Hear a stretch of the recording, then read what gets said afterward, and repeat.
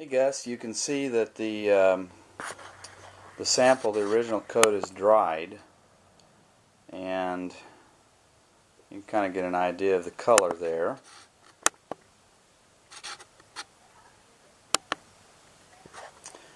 You still see some of the copper and a little bit of the black showing through. Okay, so what I've done is I take that original color, and I take a portion of that and I put it in two separate containers. In one container I put a little bit of just plain white lime paint, and I mix it together. I put some more water in it so I could get it a little thinner. You could do it even thinner than that if you would like. And then on the second cup I added even more white. So see, what I'm doing is I'm going to get two distinct colors over the top. And I'm going to apply this with a brush, and I'll show you how you do that. I just have a little brush here, and I dip one corner into one of the colors. I dip the other corner into the other color. I've got both of them on the brush, and I just dab it in, and then you just take your trowel and trowel it. Just dab and trowel. Stick it back in each corner, and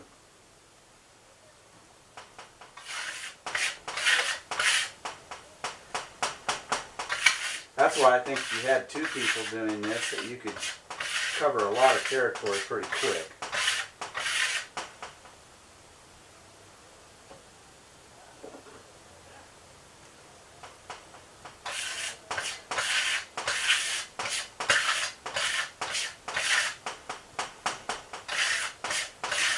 Just keep dabbing in, cleaning off that trowel.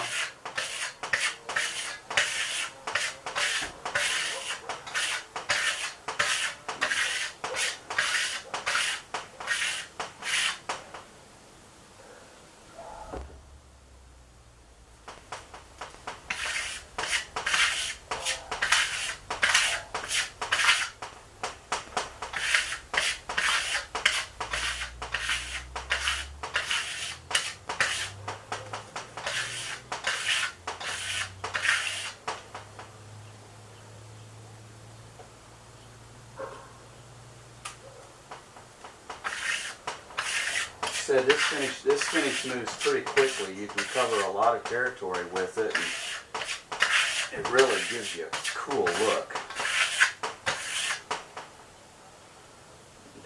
Clean my trowel off here.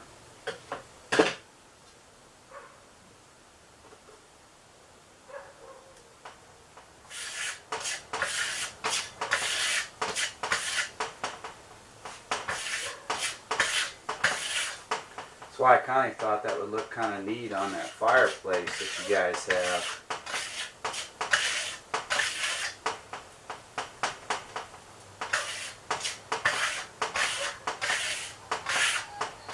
Now if you see a spot you don't like, you can, the beauty of this is that you just come back over the top and add more product.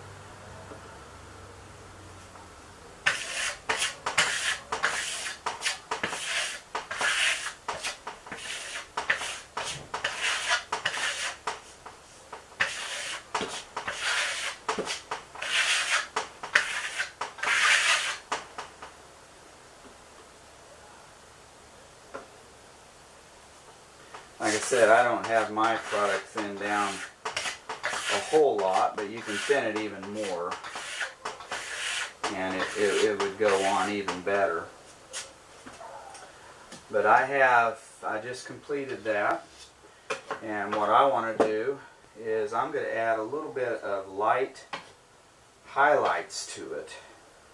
And you know, you always do that while the plaster's still wet, and so I'm just dipping into that lighter color, you know, and I'm just gonna kind of dab and pull, and it'll just give me a few highlights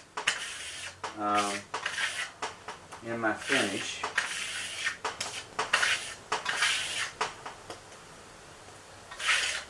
Like I said, it's just whatever, you know, whatever you want. Just let your eye be your guide, and, you know, just step back and take a look, and you might say, well, I want a little bit more color right here in this area, or a little bit less over here.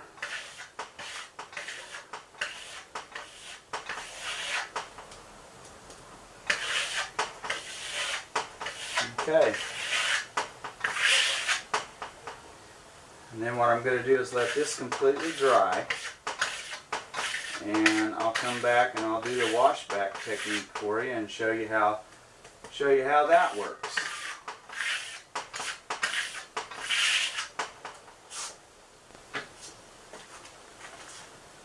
Okay, Gus, you can see that the board is dried, and you definitely need to let the final coats of lime paint dry overnight. Now, for, you know, demonstration purposes, I did not do that, so I helped it along, you know, with a heat gun. But you can see my different colors over the top, and what I'm going to do now is do that washback technique that I was telling you about. And usually I just have a scrubby sponge. I don't have I got a big one, but I'm going to use this little scrubber pad. And you usually just dip it in water and wring it out. And you look at a place where, you know, there would be natural wear. So, you know, I'm just going to, and have a rag with you, and I'm just going to kind of wear away some of that paint. And you're starting to see some of the results of the washback look. You say, if I need a little bit of wear right in there, and you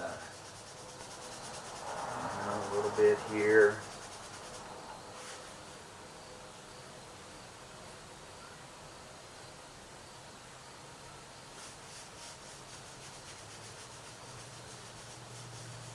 Like I said, this isn't really completely dry because I helped it along. If it had dried overnight, it would have been a lot harder. Let's come over here and add a little bit of wear.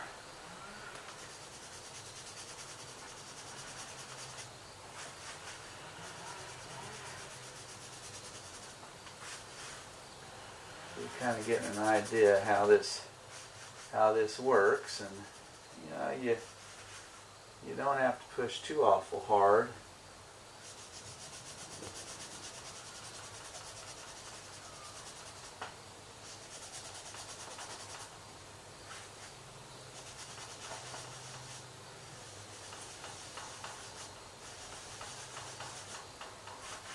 And I would recommend you wear latex gloves when you handle this stuff, because the lime just dries your hands out terribly.